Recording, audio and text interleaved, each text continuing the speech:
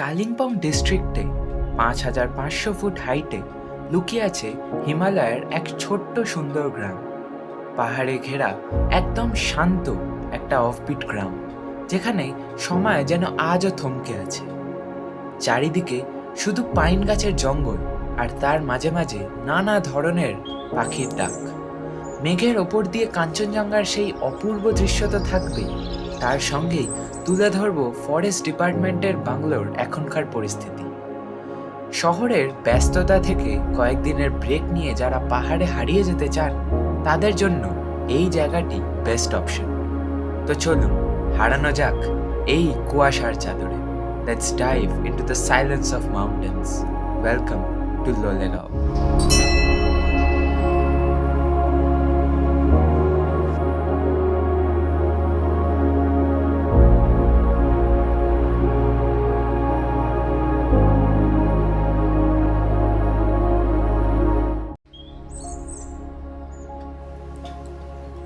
25 December, ক্রিসমাসের সকাল। এক রাশ এক্সাইটমেন্ট নিয়ে আমি, মা আর বাবা বেরিয়ে পড়লাম আমাদের অ্যাপার্টমেন্ট থেকে।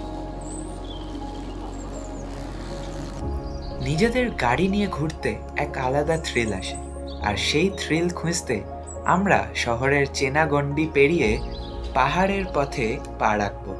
দেখি আজকের দিনে কি কি সারপ্রাইজ অপেক্ষা করছে আমাদের জন্য। লোলেগাঁও যাওয়ার নতুন রাস্তা হওয়ার পর এখন আমাদের বাড়ি থেকে মাত্র 2.5 ঘন্টার মধ্যেই আমরা পৌঁছে যেতে পারি লোলেগাঁও। আর আমাদের বাড়ি থেকে টোটাল ডিস্টেন্স হলো এক্স্যাক্ট 79 কিলোমিটার্স। দেখতে দেখতে আমরা মহানন্দা স্যাংচুরি পৌঁছে গেলাম।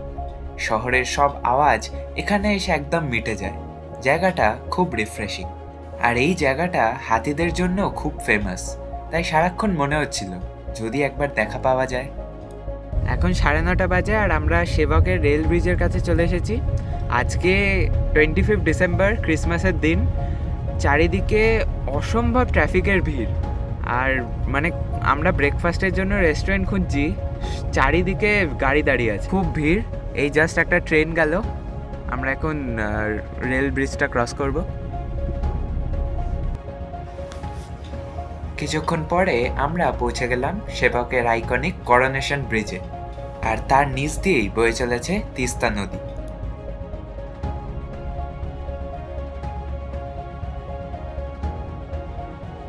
আমরা এখন ঠিক রাস্তার ধারে একটা দোকানে এসেছি ব্রেকফাস্ট খেতে, আর এই দিক দিয়ে বেশ সুন্দর একটা গ্রামের পরিবেশের দৃশ্য আছে। ওইদিকে রেল লাইনের ব্রিজ আছে। সত্যি সেই জায়গাটা বেশ ভালো ছিল, তাই আমরা ছেড়ে দিলাম আমাদের ড্রোন পাখিকে আকাশে।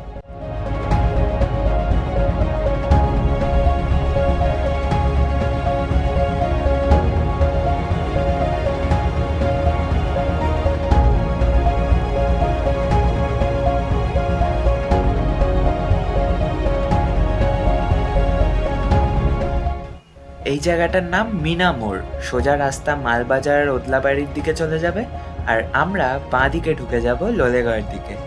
আগে কালিম্পং লাভা হয়ে লোলেগাঁও পৌঁছতে হতো, কিন্তু এইটা হলো নতুন রাস্তা, যার থ্রু দিয়ে আমরা ডাইরেক্ট লোলেগাঁও পৌঁছতে পারি। আমরা যেই রাস্তা দিয়ে যাচ্ছিলাম সেই রাস্তা দিয়ে ডান দিকে ঘুরে গেছিলাম, আর এই রাস্তাটা একটু খারাপ, কিন্তু বেশ জঙ্গলের মধ্যে দিয়ে খুব ভালো। 100 মিটার বাজে রাস্তার পর আমরা আবার ভালো রাস্তায় পড়লাম। তারপর আমরা পৌঁছে গেলাম বাগলাকোটের লুপ ব্রিজে, যেটা কিনা এই বছর মার্চে ওপেন হয়েছিল। আমরা সবাই এই ব্রিজটা নিয়ে বেশ এক্সাইটেড ছিলাম, কারণ এইরকম আর্কিটেকচার পাহাড়ের ওপর বেশ ইউনিক। আমরা এখন যাচ্ছি লুপ ব্রিজের ওপর দিয়ে।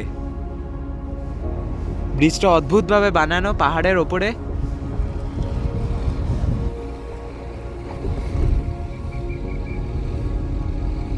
এখান থেকে আর 50 মিনিটস দেখাচ্ছে লোলেগাঁও, আর এটা হলো লুপ ব্রিজের মতোই আরেকটা ছোট্ট লুপ ব্রিজ। এই পুরো রাস্তাটাই এই সেম টেকনোলজি দিয়ে বানানো। এটা লুপ ব্রিজের মতো করেই বানানো। আমরা যেটা দেখলাম ওটা একটু বড়, এটা একটু ছোট। এই নতুন রাস্তাটা এখনো 100% ভালো না, কিন্তু কিছুদিনের মধ্যে হয়ে যাবে, কারণ কাজ চলছে।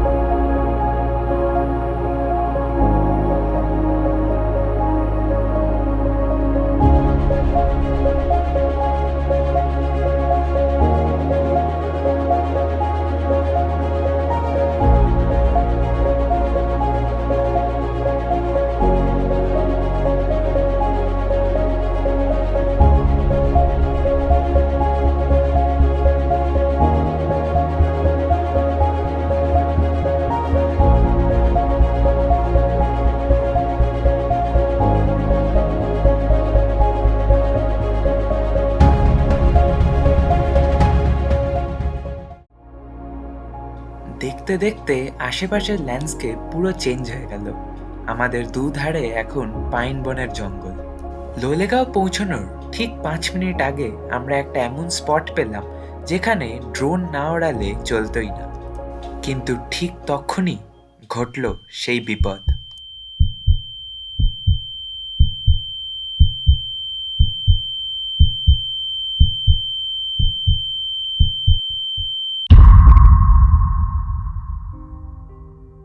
সবকিছু আমাদের কন্ট্রোলারের বাইরে চলে গেল। আমাদের ড্রোন সোজা গিয়ে আটকে গেল জঙ্গলের এক উঁচু পাইন গাছে। আমরা ছটপট 5 মিনিটে আমাদের লোলেগাঁওয়ের ফরেস্ট ডিপার্টমেন্টের বাংলোয় চলে গেলাম, কিন্তু চেক ইন করলাম না। সেখান থেকে কিছু লোকাল লোককে নিয়ে এলাম আমাদের এই জায়গায়, যদি ওরা আমাদের ড্রোনটা পারতে পারে। অনেক চেষ্টার পরেও কোনো লাভ হলো না। ঘন জঙ্গলের সেই বিশাল পাইন গাছের ওপর থেকে ড্রোনটা নামানো ইম্পসিবল ছিল। আমরা হয়তো অনেক ফুটেজ নিতে পারতাম, কিন্তু ওই মুহূর্তে বুঝলাম দ্য ড্রোন ওয়াজ গন। আমাদের এই ট্রিপের একটা বড় অংশ যেন ওই জঙ্গলেই হারিয়ে গেল। আপাতত সেই সব নিয়ে না ভাবার চেষ্টা করে আমরা আমাদের হোটেলে ফিরে এলাম। এখান থেকে নিচে নামতে হয়। এখানে সুন্দর গাছগাছালিতে ভরা এরকম একটা বারান্দা মতো করা আছে। আর আমাদের রুমটা হলো এই ঢুকেই সোজা কাফে 2 হলো আমাদের রুমের নাম। রুমে ঢুকতেই প্রথমে এই দিকের ডাইনিং টেবিলটা চোখে পড়বে। চারিদিকে বড় বড় জানলা, আর এই জানলা দিয়েই দেখা যাবে মাউন্ট কাঞ্চনজঙ্ঘাকে। সামনেই একটা বড় সোফা আছে, এইটা হলো আমাদের বেড, আর তার পাশেই রুম হিটারও দেওয়া আছে। টিভি আছে আর একটা বড় ওয়ার্ড্রপ। আর এইটা হলো ওয়াশরুম, যেটা বেশ ক্লিন আর স্পেশিয়াস। তারপর হোটেল থেকেই আমরা ভাত, ডাল, আলু ভাজা, মিক্সড ভেজ আর চিকেন দিয়ে লাঞ্চ সেরে নিলাম। খাবারের কোয়ালিটিও ভালোই ছিল। তারপর আমরা বিকেলের দিকে লোলেগাঁওয়ের রাস্তায় একটু হাঁটতে গেলাম। এটা হলো মেন লোলেগাঁওয়ের রাস্তা, আর আমাদের হোটেলটা হলো একটু ডিট্যুর করতে হয় এখান থেকে, একটু খারাপ রাস্তা দিয়ে। এটা হলো লোলেগাঁওয়ের সেই বুদ্ধ স্ট্যাচু। হ্যাঁ, আমরা এগুলো সব ঘুরবো, কিন্তু কালকে, কারণ আজ সূর্য ডুবতে বেশি সময় বাকি নেই। এই জায়গাটা বেঞ্চ মতো করা আছে। যতদূর মনে হচ্ছে এখান থেকেই কাঞ্চনজঙ্ঘাকে দেখা যায়, কিন্তু আজকে আমাদের কপাল খারাপ, নো কাঞ্চনজঙ্ঘা। কিছুক্ষণের মধ্যেই দিনের আলো শেষ হয়ে গেল। যত রাত বাড়ছে ঠান্ডাটাও ঠিক পাল্লা দিয়ে বাড়ছে। আমরা আবার আমাদের হোটেলে ফিরে এলাম। লাইট লাগিয়েছে। এই জায়গাটা একটা ক্রিসমাস ট্রি সাজানো আছে। রাতে হোটেলেই ডিনার সেরে নিলাম, আর এভাবেই শেষ হলো আমাদের প্রথম দিন।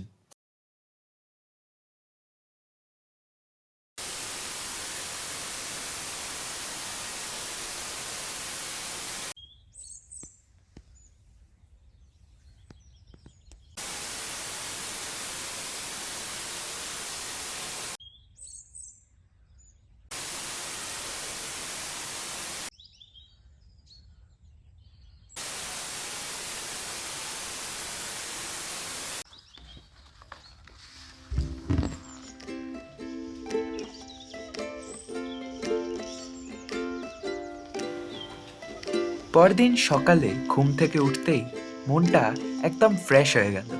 কালকের সেই সব স্ট্রেস আর মন খারাপ যেন এক নিমেষে উধাও, কারণ সামনেই যে দাঁড়িয়ে আছে দ্য ম্যাজেস্টিক কাঞ্চনজঙ্ঘা।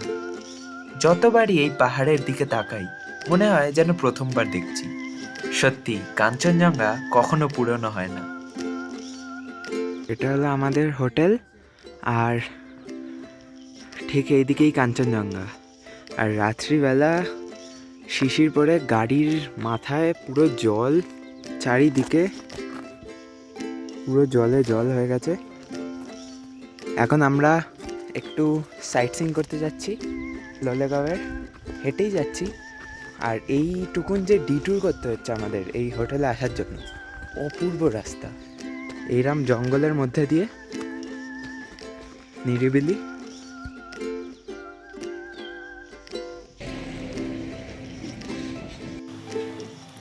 সেখান থেকে আমরা 3 জন আর 2টো পাহাড়ি কুকুর মিলে পৌঁছে গেলাম ক্যানোপি ওয়াকে, যেটা আমাদের হোটেল থেকে 10 মিনিট হাঁটা পথে। এই আমরা পৌঁছে গেলাম ক্যানোপি ওয়াকের রাস্তায়। এই রাস্তাটা বেশ অ্যাডভেঞ্চারাস, দুপারে আকাশ ছোঁয়া পাইন গাছের জঙ্গল। আর এই রাস্তা দিয়ে 5 মিনিট এগোলেই আমরা পৌঁছে যাব এক হ্যাঙ্গিং ব্রিজে।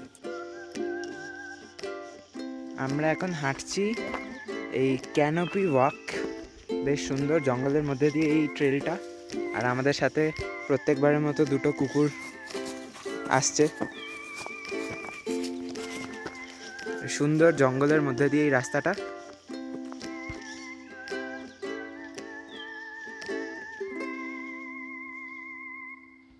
আমরা হাঁটতে হাঁটতে পৌঁছে গেলাম একটা হ্যাঙ্গিং ব্রিজে।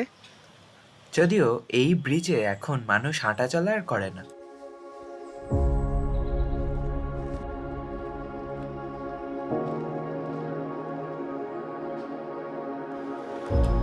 তারপর আমরা আবার লোলেগাঁওয়ের মেন পয়েন্টে চলে এলাম।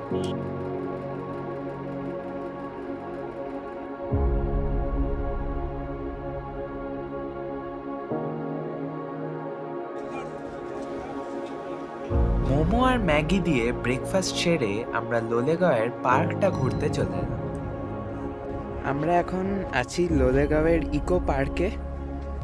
এইটা হলো এখানকার বিখ্যাত বুদ্ধা স্ট্যাচু। বেশ সুন্দর এই পার্কটা, পাইন বনে ঘেরা।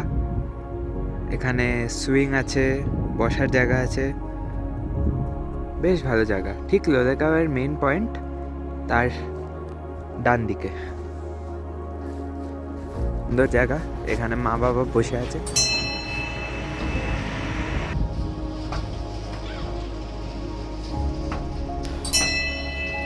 তারপর আমরা আবার আমাদের হোটেলে ফিরে এলাম আমাদের হোটেলের ক্যাম্পাসটা ঘুরে দেখতে। এইগুলো হলো এখানকার ডিলাক্স রুম। এই বাড়িগুলো হলো সুপার ডিলাক্স রুম। আর ওই যে দূরে 3 তলায় বাড়ি দেখা যাচ্ছে, সেটাই হলো 3টে প্রিমিয়াম রুম। এইটা হলো এই বাংলোর ক্যান্টিন এরিয়া। তারপর আমরা আমাদের গাড়ি নিয়ে বেরিয়ে পড়েছিলাম এক ভিউ পয়েন্টের উদ্দেশ্যে, ডাবলিং ভিউ পয়েন্ট।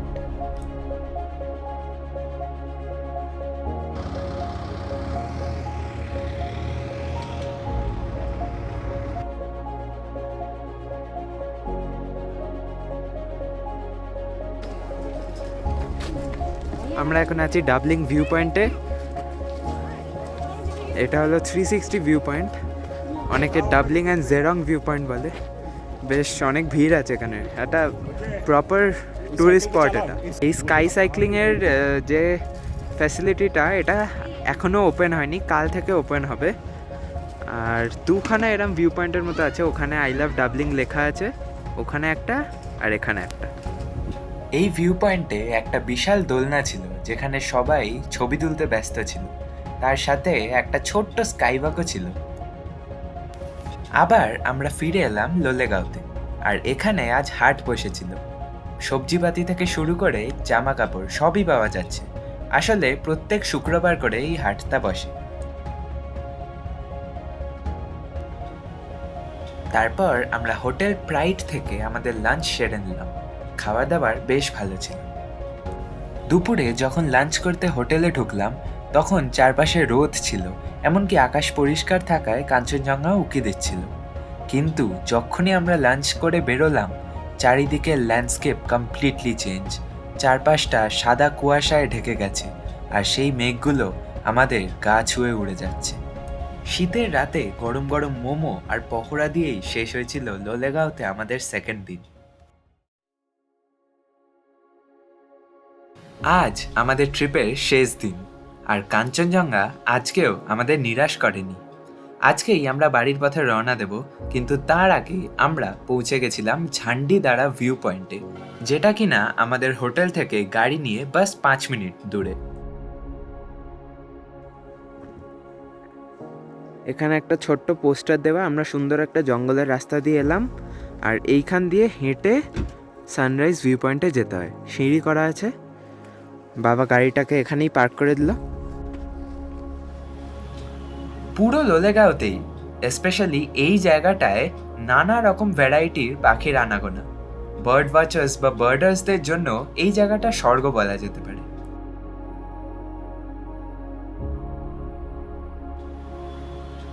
এই ভিউ পয়েন্ট থেকেও বেশ ভালো মাউন্ট কাঞ্চনজঙ্ঘা দেখা যায়।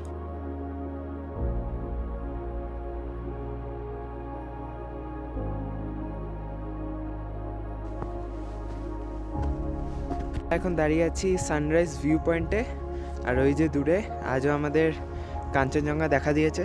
এখানে কিন্তু যেই রাস্তা দিয়ে এলাম আমরা, প্রচুর পাখি আছে।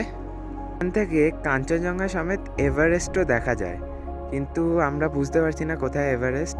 আজকে মেঘ আছে, একটু হেজও আছে। আমাদের হোটেল ফিরতে ফিরতে কাঞ্চনজঙ্ঘাও যেন মেঘের পেছনে লুকিয়ে যাচ্ছিল। আবার আমরা আমাদের হোটেলে ফিরে এলাম চেক আউট করতে। যেটা না বললেই নয়, এই হোটেলের সার্ভিস আর ব্যবহার বেশ ভালো, আর ফুডের ভ্যারাইটিটা একটু কম হলেও এই রিমোট জায়গায় আর কি এক্সপেক্ট করা যায়। আর ওভারঅল এক্সপিরিয়েন্স এক্সেলেন্ট ছিল। এখন 10:15 বাজে, আর আমাদের চেক আউট করার সময় চলে এসেছে। দারুণ ছিল এই হোটেলটা।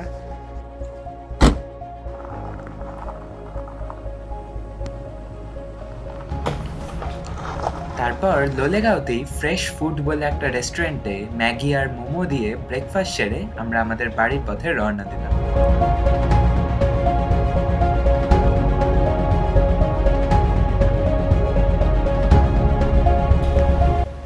ঘণ্টাখানেকের মধ্যেই আমরা আবার পৌঁছে গেলাম বাগডাকোটের লুপ ব্রিজে।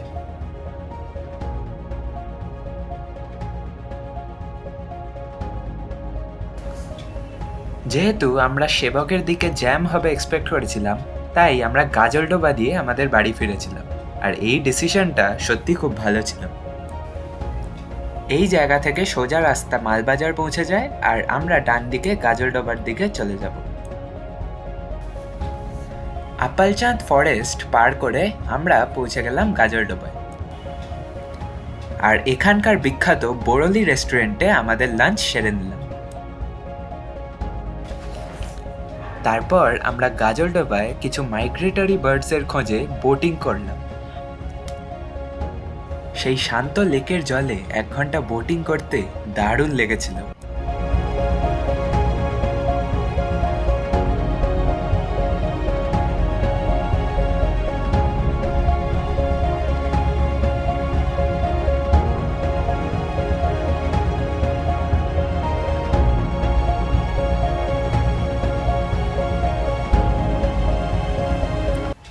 গাজলডোবায় সেই সুন্দর সময় কাটিয়ে আমরা এবার সরাসরি আমাদের বাড়ির পথে রওনা দিলাম। 5:30টার মধ্যে আমরা আমাদের বাড়ি শিব মন্দিরে পৌঁছেও গেলাম।